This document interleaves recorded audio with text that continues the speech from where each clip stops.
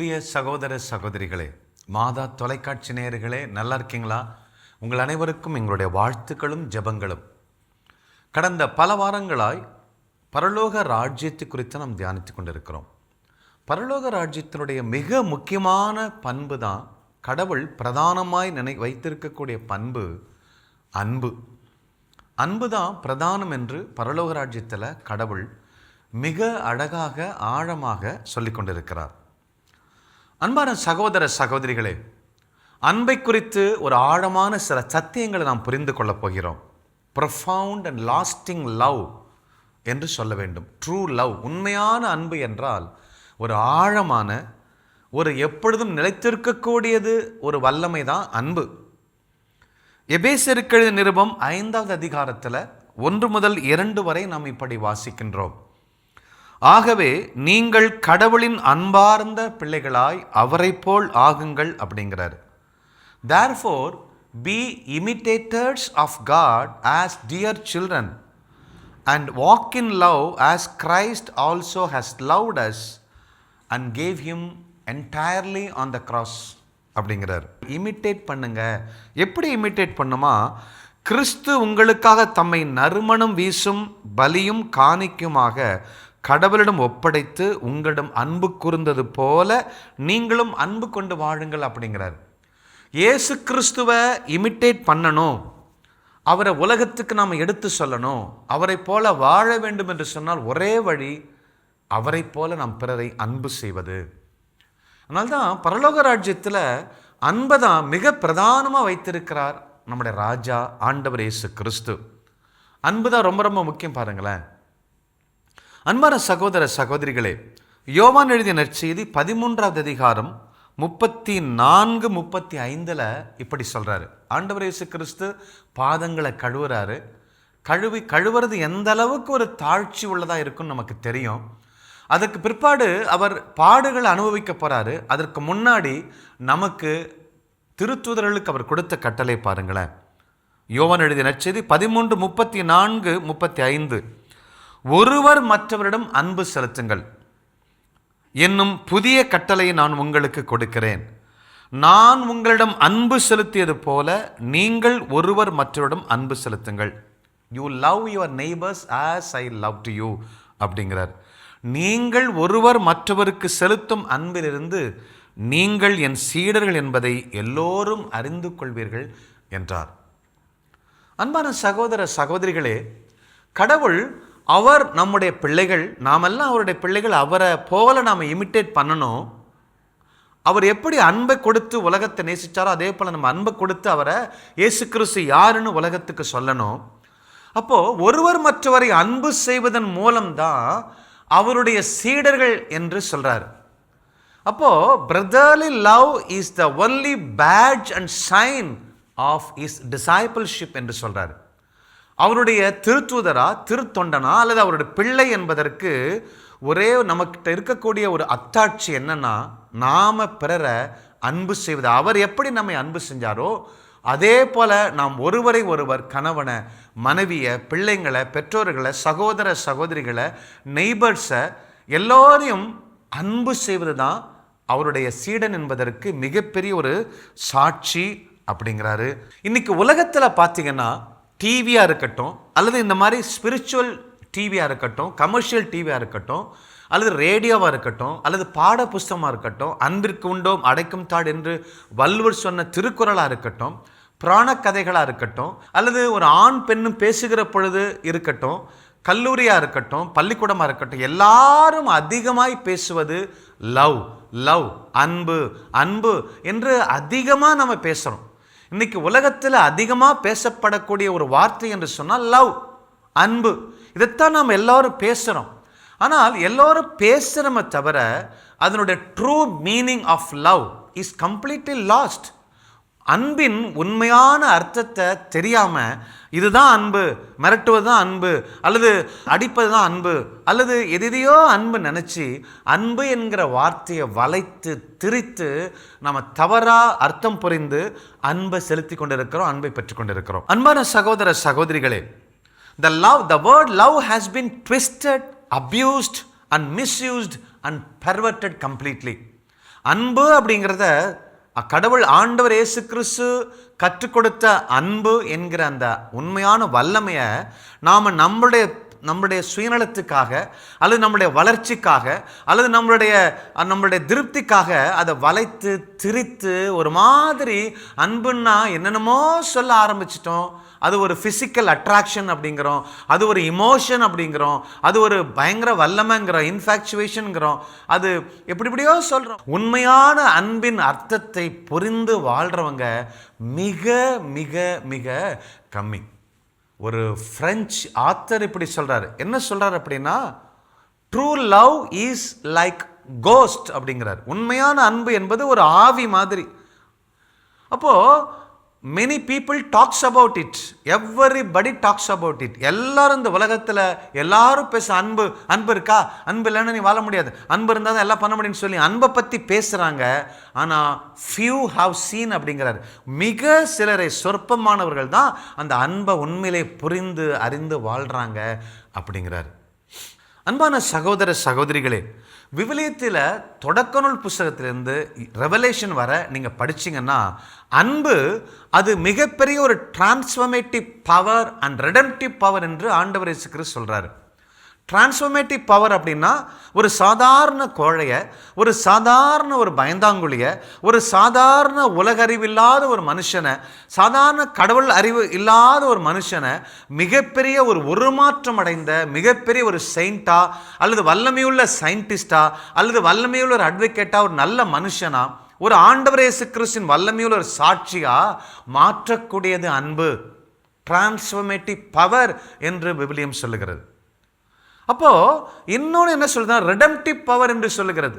அந்த அன்பு என்பது என்ன செய்யுதுன்னா, தான் அன்பு செய்கிற பொழுது பிறரை எந்த விதமான கட்டுப்பாடு இல்லாமல் பிறரை, எல்லா ஏழைகளை, எளியவர்களை, அனாதைகளை, விதவைகளை, மனைவி, குடும்பத்தார பிறரை, தன்னை விட பிறரை அதிகமாக அன்பு அவன்கிட்ட என்ன இருக்குன்னா பாவம் இருக்கிறதுல, பாவம் ஒருவேளை செஞ்சாலும் அந்த கட்டுகளை அறுத்தறிகிறான், சிறையிருப்பை அறுத்தறிகிறான், அடிக்ஷனை அறுத்தறிகிறான், குடிகார ஆவியோ இல்லை வேற ஏதோ போதைப் பொருளுக்கு அடிமையோ எது இருந்தாலும் எல்லாவித சிறையிருப்புகளை நொறுக்கி போடுறான் என்று அந்த அன்பை ஒரு ரிடம்டிவ் பவர் என்று விவிலியம் கர்ஜிக்கிறது. ஒரு வாலிபன் ஒரு ஆத்தோரமா மீன் பிடித்து கொண்டிருந்தான். தூண்டில் வைத்து மீன் பிடித்து அந்த மீனை, பெரிய கெண்ட மீன் 1/2 கிலோ 3/4 கிலோ கெண்ட மீனை பிடித்து சாப்பிட்டு கொண்டிருந்தான். இதை பார்த்த ஒரு குருவானவர், அந்த வழியாக போன குருவானவர் நின்று பார்த்து ரசித்து போய் கேட்டார், வாலிப பையனே, ஏன் இந்த மீனை பிடிச்சு இந்த இடத்துலயே சாப்பிட்ற அப்படின்னு கேட்டார். Why do you eat fish அப்படின்னு கேட்டார். அதற்கு அவன் என்ன சொன்னான்னா, ஐ லவ் ஃபிஷ் ஃபாதர் அப்படின்னு சொன்னானா. ஃபாதர் சொன்னாரா, ஏன்பா மீனை அன்பு செய்கிறேன்னு சொல்கிற, அந்த மீனை ஒரு தூண்டில் ஹூக்கு, கொடூரமான ஹூக்கில் ஒரு புழுவை மாட்டி அந்த ஹூக்கை மறைச்சி பெயிட்டாக பயன்படுத்தி அந்த மீனை ஏமாற்றி பிடிக்கிற, குத்துற, முள்ளை வச்சு குத்துற, அதுக்கப்புறம் தண்ணியில் நல்லா சந்தோஷமாக வாழ்கிற மீன் எடுத்து தரையில் விடுற, அது மூச்சு விட முடியாமல் அது தண்ணியில் தான் ஆக்சிஜன் எடுக்க முடியும், அது காற்றில் எடுக்க முடியாது. அப்போ அது துடித்துடித்து சாவறதை நீ பார்க்குற, துடித்துடித்து செத்துட்டு இருக்கு, மேலும் குச்சால் அதை போட்டு அடிக்கிற, அதை கொலை செய்கிற, அப்புறம் கழுத்தை அறுக்கிற, தலையை அறுத்து தூக்கி எறிஞ்சிட்டு வயிற்றுக்குள்ளே இருக்கிற அந்த குடல், அழுக்கு, பிசுக்கெல்லாம் பிதுக்கி எடுத்து வெளியில் தள்ளுற, அதுக்கப்புறம் ஒயர் ப்ரஷ் வச்சுட்டு உடம்பு பூரா தேய்க்கிற அந்த ஸ்லாம்பெல்லாம் எடுக்கிற, அதுக்கப்புறம் அதை துண்டு துண்டாக வெட்டுற, அதுக்கு பிறகு அந்த சுடுதண்ணி, கொதிக்கிற சுடுதண்ணியில் அதை போட்டு மசாலாலாம் போட்டு சமைச்சு அதை சாப்பிட்ற. ஆனால் நீ என்ன சொல்கிற, மீனை அன்பு செய்கிறங்கிற, ஆனால் அந்த மீனை இந்த அளவுக்கு சித்திரவதைப்படுத்துறிய, இது எப்படி அன்பு என்று சொல்கிற அப்படின்னு கேட்டாராம். அதற்கு அந்த பையன்கிட்ட பதில் இல்லை. ஆனால் அந்த குருவனர் சொன்னாராம், இதுக்கு பேர் தான்ப்பா செல்ஃபிஷ் லவ். உன்னுடைய நாக்கு கேட்குது, உன் உடம்பு கேட்குது, ஆகவே நல்லா சந்தோஷமாக இருக்கிற மீனை பிடிச்சி அடித்து சித்திரவதை பண்ணி சாப்பிட்றோம்.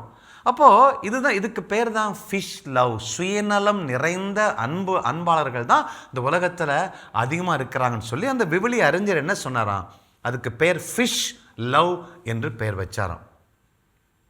அன்பான சகோதர சகோதரிகளே, நீங்கள் உண்மையிலேயே உங்கள் கரங்களை, மனசாட்சி, நெஞ்சில் கையை வச்சு நீங்கள் பதில் சொன்னீங்கன்னா, why do you love your wife? Why do you love your husband? ஏன் உன் மனைவி அன்பு செய்கிற, ஏன் உன் புருஷன் அன்பு செய்கிற, ஏன் உன் பிள்ளைங்களை அன்பு செய்கிறீங்க, ஏன் உங்கள் பெற்றோர்களை அன்பு செய்கிறீங்க, ஏன் ஒரு சிலரை சித்தப்பா பெரியப்பாவை அத்தைய மாமியார் மருமகளை அன்பு செய்கிறீங்க அப்படின்னு கேட்டிங்கன்னா அந்த கேள்விக்கு உங்களால் சரியான பதில் சொல்ல முடியாது. அன்பான சகோதர சகோதரிகளே, இன்னைக்கு நம்ம எல்லாருமே என்னன்னா, I love dog, I love my mummy, I love cat, I love my brother. அப்போது பூனையும் அன்பு செய்கிறோம், அல்லது நாயும் அன்பு செய்கிறோம், எங்கள் அம்மாவை அன்பு செய்கிறோம். இதுதான் நம்மளுடைய அன்பினுடைய தன்மை. இன்னைக்கு காதலர்கள், இன்னைக்கு ஆண்கள் என்ன செய்கிறாங்க, வாலிப பசங்க கல்லூரி பக்கம் போகிறானுங்க, அல்லது வேலை செய்கிற இடத்துல போகிறானுங்க, யாராவது ஒரு பொண்ணை பிடிச்சிச்சின்னா லவ் பண்ணுறேன்னு சொல்லி லெட்டர் கொடுக்குறான், அது பண்ணுறான், 1 மாதம் பார்க்குறான், 2 மாதம் பார்க்குறான், 3 மாதம் பார்க்குறான். ஒருவேளை அந்த பொண்ணு தன்னை அன்பு செய்யலைன்னு நினச்சா 3 மாதம் உயிரை விட்டுட்டு அன்பு செய்கிறான், வேலை விட்டுட்டு அன்பு செய்கிறான். அந்த பெண்ணு தன்னை நேசிக்கலன்னு சொல்லிட்டாங்கன்னா ஆசிட் ஊற்றுறான், அல்லது ட்ரெயினில் தள்ளி கொலை பண்ணுறான், அடிக்கிறான், உதைக்கிறான். இதுதான் இன்னைக்கு மனிதரிடம் இருக்கக்கூடிய அன்பு. இந்த மீனை அன்பு செய்யணும்னு சொல்லி அதை எப்படி பிடிச்சி சித்திரை பண்ணி சாப்பிட்றோமோ அதே போல தான் மனுஷன் அன்பு செய்கிறோம். அன்புக்குரிய சகோதர சகோதரிகளே, நான் உங்களை கேட்டேன் இல்லையா கேள்வி, ஏன் உங்கள் மனைவி அன்பு செய்கிறீங்க? உங்கள் மனைவி என்பதற்காக நீங்கள் அன்பு செய்கிறீங்களா? என்னைக்காவது அவ என் மனைவிப்பா அவ்வளோதான், அவள் எனக்கு எதுவுமே செய்யாட்டாலும் அன்பு செய்கிறேன் அப்படின்னு நம்ம என்னைக்காவது அன்பு செய்கிறோமா? மனைவி ஏன் அன்பு செய்கிறோம்? அவள் 3 வேளையும் வாய்க்கு ருசியாக சமைச்சு போடுறாங்க, நமக்கு இந்த வீட்டை பக்காவாக மெயின்டைன் பண்ணுறாங்க, பிள்ளைகளுக்கு அருமையாக சாப்பாடு கொடுக்குறாங்க, படிப்பை கொடுக்குறாங்க, வீட்டை மெயின்டைன் பண்ணுறாங்க, மாதம் அவங்களும் வேலைக்கு போய் சம்பாதிக்கிறாங்க, வேலைக்காரியை மெயின்டைன் பண்ணுறாங்க, விருந்தாளி வந்து அவங்களுக்கு சாப்பாடு போடுறாங்க, நம்ம அப்பா அம்மா கவனிச்சுக்கிறாங்க. இப்படி எல்லா வேலைகளையும் வீட்டில் அந்த மனைவி செய்து கொண்டிருப்பதால் அந்த மனைவியை நம்ம அன்பு செய்கிறோம். ஒருவேளை அந்த மனைவி 2 நாள் நான் சமைக்க மாட்டேன்னு ஸ்ட்ரைக் பண்ணுறான்னு வச்சுங்களேன், நம்ம அன்பு செய்வோமா? இதான் இங்கே தான் நம்ம நிற்கிறோம் பாருங்க. ஒருவேளை புருஷனை ஏன் அன்பு செய்கிறோம்? அவனுடைய சம்பளத்துக்கா, அல்லது அவனுடைய கிருதாவுக்கா, அவன் அழகான மீசைக்கா, அல்லது அவனுடைய உடம்பு ஸ்ட்ரக்சருக்கா, அவன் ஜீன்ஸ் பேண்ட் ஷர்ட் போட்டு வந்தால் அழகாக இருக்கிறாங்கிறதுக்காக, அல்லது அவன் நல்ல சிவப்பாக இருக்கிறாங்கிறதுக்காகவா, இல்லை கருப்பாக இருந்தாலும் அழகாக இருக்கிறாங்கிறதுக்காகவா, நல்ல டாலாக இருக்கிறாங்கிறதுக்காகவா, அல்லது அவன் பேசின இங்கிலீஷ்காகவா, அல்லது என்னைக்காவது ஒரு நாளைக்கு கிளப்புக்கு போகும்போது அவன் ஒரு காஃபி வாங்கி கொடுத்தான், அவங்க அப்பா அம்மா செய்யாத அன்பை ஒரே ஒரு நாள் அன்பை ஒரு சின்ன உதவி செஞ்சான, அதற்காக நீங்கள் அந்த பையனை அன்பு செய்கிறீங்களா? எதற்காக உங்கள் புருஷன் அன்பு செய்கிறீங்க? ஒருவேளை உங்கள் புருஷன் சம்பளம் இல்லாமல் வீட்டில் இருக்கிறார், சோம்பியாக இருக்கிறார், அல்லது அவரால் இயல முடியல, நோய்வாய் படுத்து கிடக்கிறாரு. ஸோ அப்போது அவர் உங்களை திட்டுறாரு, உங்களை நேசிக்கலை அப்படின்னா உங்களால் அன்பு செய்ய முடிகிறதா? ஒரு அம்மாட்ட கேட்டோம். அப்போ அந்த அம்மா கவுன்சில் வரவங்க சொல்கிறாங்க, ஐயா அந்த மனுஷனோட வாழ்கிறது வேஸ்ட்டு, ஆனால் நான் இருக்கிறது காரணம் 2 பிள்ளைங்களாச்சு, அந்த பிள்ளைங்களுக்கு அவர் தான் சம்பாதிச்சு போகிறார். அப்போ அவங்க இல்லைன்னா அந்த பிள்ளைங்களுக்கு திருமணம் நடக்காது. அப்போது அந்த பிள்ளைங்க திருமணம் நடக்கணும், அல்லது தனக்கு ட்ரெஸ்ஸு வாங்கணும், அல்லது நகை வாங்கணும். அப்போது என்பதற்காகத்தான் கணவனை கூட அதிகமாக அன்பு செய்கிறோம். கணவன் என்பதற்காக அன்பு செய்கிற பெண்கள் ரொம்ப ரொம்ப கம்மி பாருங்க. அன்பான சகோதர சகோதரிகளே, பெற்றோர்கள் பிள்ளைகள் எதற்காக அன்பு செய்கிறோம் பாருங்க. கடைசியில் என் பிள்ளை எப்படி காப்பாற்றுவான், அவன் பிள்ளை நல்ல வேலைக்கு போய் நல்ல பெருமையாக இருக்கும், அவன் நல்லா இருந்தால் எனக்கு பெருமை என்று சொல்லி அவன் வழியாக நம்ம வாழ பார்க்குறோம். அப்போது அன்பான சகோதர சகோதரிகளே, இப்படித்தான் எல்லாருமே வரோம். நீங்கள் மனசாட்சியை தொட்டு பேசுங்களேன். கோயிலுக்கு போகிறோம், கடவுளை பார்க்க போகிறோம், என்னைக்காவது ஒரு நாளைக்கு சண்டே மாதம் இருக்கட்டும், இல்லை வீக் டேஸ் மாதம் இருக்கட்டும், வீக்லி மாதம் இருக்கட்டும். அப்போது என்றைக்கு நம்ம கோயிலுக்கு போனாலும் நம்ம ஒரு 10 பெட்டிஷன், 15 வேலை, ஆடு குட்டி போடணும், கோழி முட்டை போடணும், வயல் விளையணும், என் பிள்ளைக்கு குழந்தை உண்டாகணும், திருமண தடை அகலணும், நல்ல முறையில் திருமணம் நடக்கணும், இப்படி வேண்டுதல்கள் வச்சு தான் நம்ம அப்பாவை போய் கோயிலில் போய் பார்க்குறோமே தவிர ஒரே ஒரு திருப்பலியாவது ஒரே ஒரு நாளாவது நம்ம எந்தவித வேண்டுதலும் இல்லை. எங்கள் அப்பாவை கடவுளாக நான் போய் பார்க்க போகிறேன்ப்பா, அவர் செஞ்சிருக்கிற நன்மைக்கு நான் என்னத்தை கேட்க முடியும், அவர் எல்லாம் பார்த்துக்குவார், ஐ லவ் யூ டேடி அப்படின்னு சொல்லி முத்தம் கொடுக்கறதுக்காக, அவர் அன்பு செய்யறதுக்காக, நான் அவனை அன்பு செய்கிற ஆண்டவரேன்னு சொல்கிறதுக்காக, just to love him, just to say hello, அப்பாவோட பேசுறதுக்காக மட்டும் நம்ம என்னைக்கு கோயிலுக்கு போயிருக்கோம்? யோசிச்சு பாருங்களேன். எல்லாமே ஒரு பெர்சனல் கெயினை வச்சு தான், சுயநலத்தை வச்சு தான் கடவுளை கூட நம்ம அன்பு செய்கிறோம். அன்புக்குரிய சகோதர சகோதரிகளே, இதுதான் இன்னைக்கு உண்மையான நிலைமை. கடவுள் என்பதற்காக நம்ம அன்பு செய்கிறதே கிடையாது. அவர் ஒரு லெண்டிங் மிஷனா, அவர் காஃபி கொடுக்கிற மிஷின் மாதிரி, அவர் ஆசீர்வாதங்களை கொடுக்கிற ஒரு மிஷினாக தான் நம்ம பார்க்குறோமே தவிர கடவுளாக பார்ப்பதில்லை, மனைவியாக பார்த்து அன்பு செய்கிறதில்ல, கணவனாக பார்த்து அன்பு செய்கிறதில்ல, பிள்ளைகள் என்பதற்காக, கடவுள் கொடுத்த ஆசீர்வாதம் என்பதற்காக அன்பு செய்கிறதில்ல. அன்பான சகோதர சகோதரிகளே, ஜெசுயிட் பிரீஸ்ட் ஒருவர், அவர் ஒரு குருவானவர், அவர் ஒரு சயின்டிஸ்ட் கூட. அவர் என்ன சொல்றாருன்னா, மனிதர்கள் இந்த உலகத்தில் முதல்ல படைக்கப்பட்ட போது அவன் கண்டுபிடித்த கண்டுபிடிப்பிலேயே மிக சிறந்த கண்டுபிடிப்பு நெருப்பு. இந்த 2 கல்லை தேய்ச்சான், பொறி மாதிரி வந்துச்சு, உடனே நெருப்பை கண்டுபிடிச்சான். அந்த நெருப்பு அப்படியே டெக்னாலஜி பெருசாகி விளக்கு, திரி, அப்புறம் ஒரு பெட்ரோமாக்ஸ் லைட்டு, அப்புறம் எலக்ட்ரிசிட்டி, இப்படி கண்டுபிடிச்சு வந்தான். இன்றைக்கி இந்த நெருப்புன்னு ஒன்று கண்டுபிடிக்கலைன்னா நம்ம சமைக்க முடியாது, பைக் ஓடாது, பைக்கு பெட்ரோல் பேர்ன் ஆகணும், காரில் பெட்ரோல் எரியணும், அப்படி வாகனங்கள் ஓட முடியாது, சமைக்கிறதா இருக்கட்டும் அல்லது எந்த பொருளாக இருக்கட்டும், எல்லாவற்றுக்கும் நெருப்பு அடிப்படையாக இருக்கிறது. ஏன் ஆண்டவர் இயேசு கிறிஸ்து கடலில் நடந்துதான் போனார். நம்ம கடல் நடக்க வேண்டிய அவசியம் இல்லை.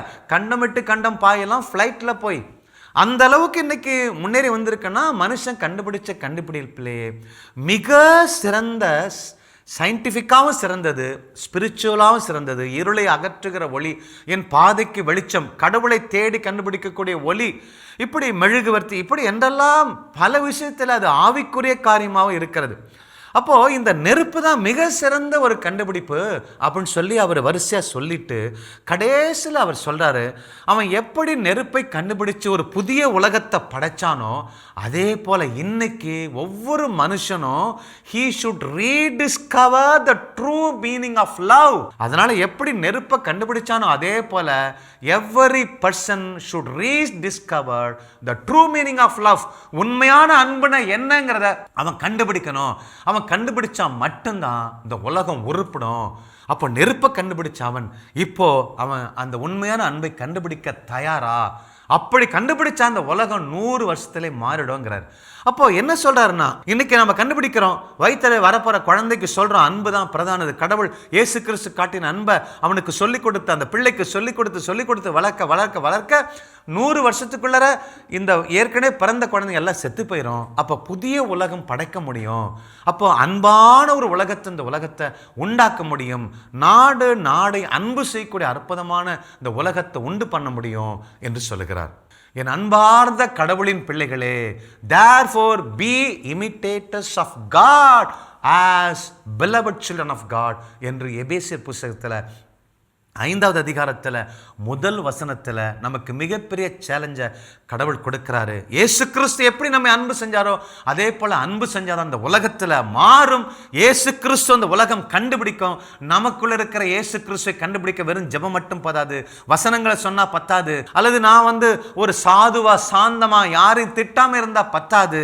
நான் எந்த அளவுக்கு என்னை வருத்தி கொண்டு பிறரை நேசிக்கிறேன், பிறருக்கு உதவி செய்கிறேன், பிறருக்கு என்னுடைய கரத்தை நீட்டுகிறேன் என்பதை குறித்து தான் கடவுளுடைய ராஜ்யம் கட்டப்படுவதும் அழிக்கப்படுவதும் நம்முடைய கரத்தில் இருக்கிறது. இது மிகப்பெரிய ஒரு சீரியஸான மெசேஜ். அன்பான சகோதர சகோதரிகளே, பக்தியாளர்களாய் மட்டும் இருந்து பிரயோஜனம் இல்லை, விசுவாசிகளாக மட்டும் இருந்து பிரயோஜனம் இல்லை. உண்மையான விசுவாசின்னா அவனுக்கு அடித்தளம் கடவுள் மேல் அவன் வைக்கிற அன்பாக இருந்துச்சுன்னா அவன் விசுவாசத்தின் பண்பே மாறும். நாம் ஏதோ விசுவசிக்கிறோம், கோயிலுக்கு போகிறோம், தீமை வந்துடும், ஆபத்து வந்துடும், விபத்து வந்துடும் சொல்லி கோயிலுக்கு போகிறோமே தவிர இதை கடந்து நான் இயேசு கிறிஸ்துவை இமிட்டேட் பண்ணணும், அவரை உலகத்துக்கு சொல்லணும் என்கிற அந்த பண்பே இல்லை.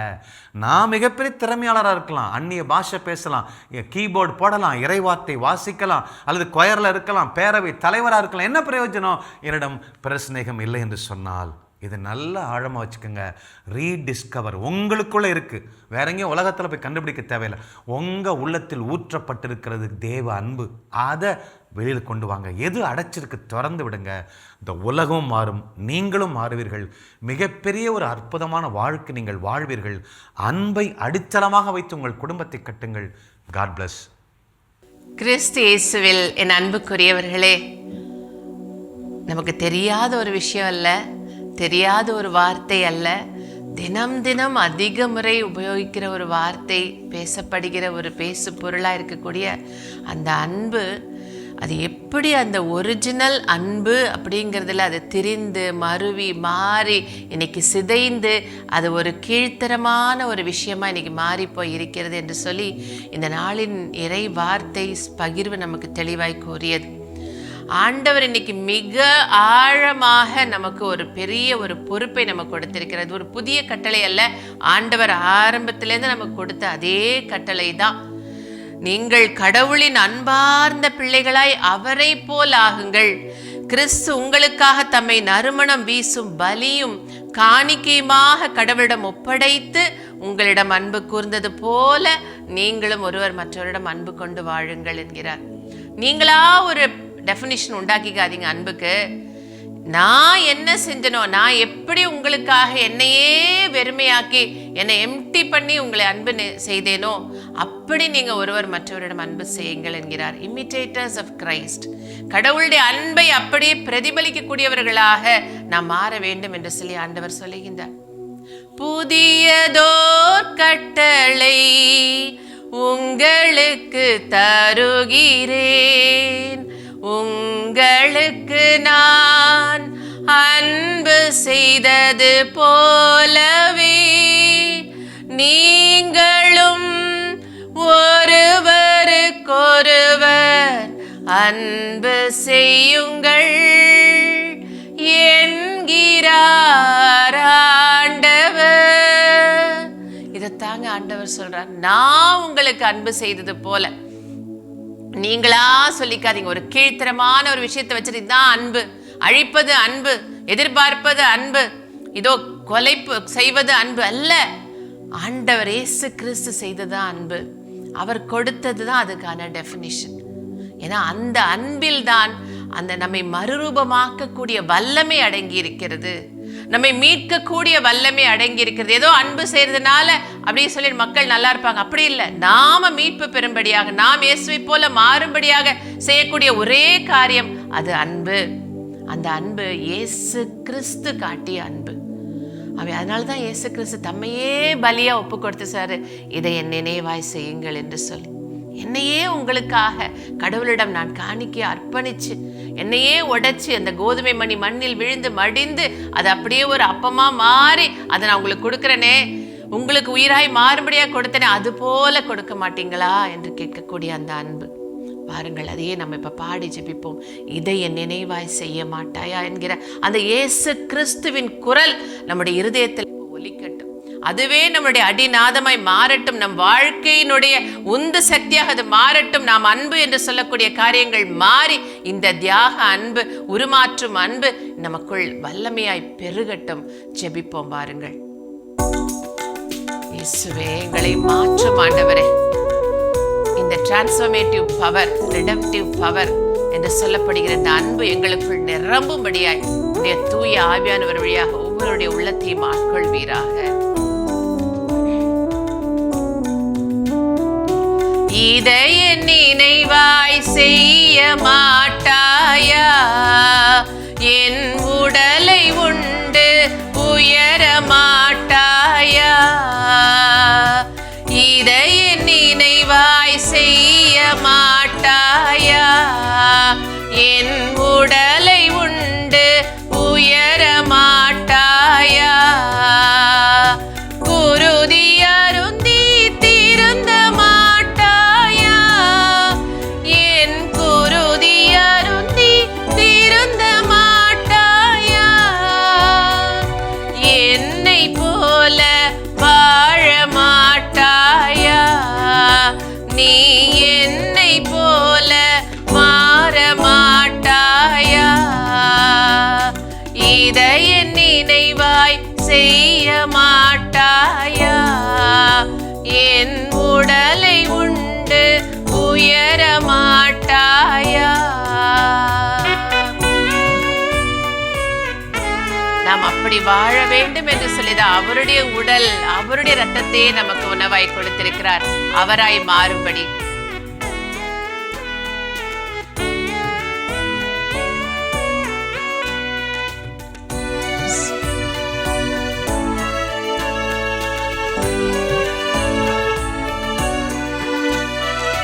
கன்னத்தில் அறைந்தால் கன்னத்தை காட்டச் சொன்னேன், தீமை செய்தால் நன்மை செய்ய சொன்னேன், கன்னத்தில் அறைந்தால் கன்னத்தை காட்டச் சொன்னேன்,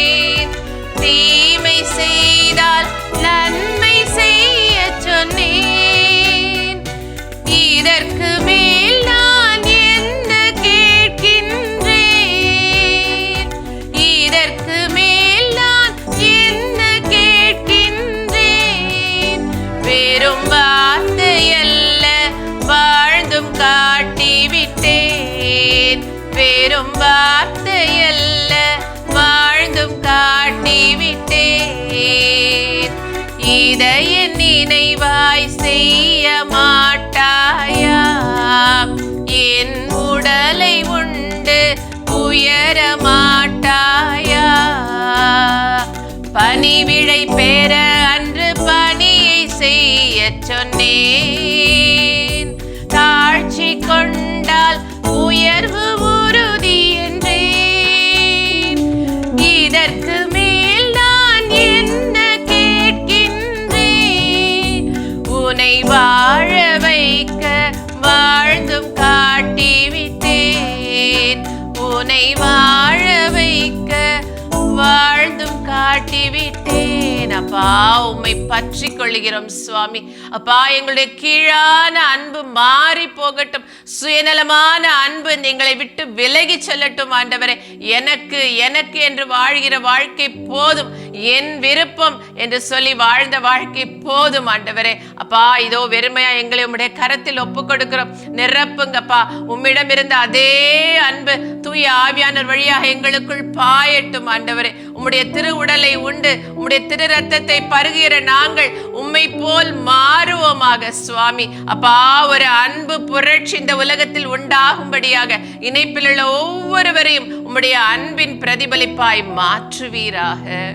எங்கள் ஆண்டவர் இயேசு கிறிஸ்துவின் நாமத்தில் ஜெபிக்கிறோம் எங்கள் ஜீவனுள்ள நல்ல பிதாவே, ஆமென். அன்புக்குரியவர்களே, ஆண்டவராகிய இயேசு கிறிஸ்துவின் மீது முழுமையான நம்பிக்கை கொள்வோம், நிறை வாழ்வை பெற்றுக்கொள்வோம். God bless you. இயேசுக்கே புகழ், மரியே வாழ்க.